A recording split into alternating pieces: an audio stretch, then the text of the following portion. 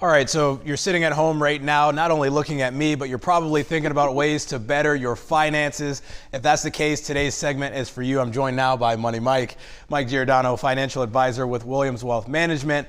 And we know that Mike talks to a lot of people about money every single day. So Mike, the question is, how often are they looking to rethink their finances? Talk to a lot of people about a lot of things all day long, but yes, money's one of them. People think about their finances all the time. I'd say every few months, people are rethinking different things with their finances. Our lives are so fluid. There's so much different stuff happening in our lives, whether it's a marital change or we're having a kid, a new job, a promotion, a bonus, just the types of things we're interested in. And so you're not alone if you're rethinking your finances consistently.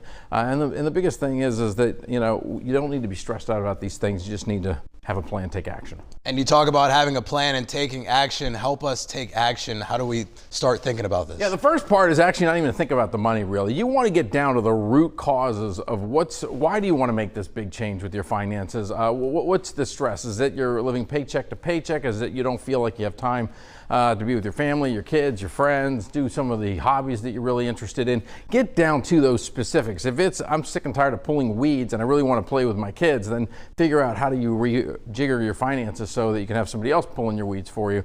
Different things like that. That's what you're trying to figure out. But the most important thing is trying to not get stressed out. And with so many distractions, what are some of the easiest ways to really focus on the money? Yeah, so the thing you want to think through here easily when you get to the money is take a look at this graphic up here. You basically want to get your money going into 3 different buckets. So make a list of all of the income you got coming in and all of the expenses that you have, and then start working that money into one of these 3 buckets. And the real key to start is that needs bucket.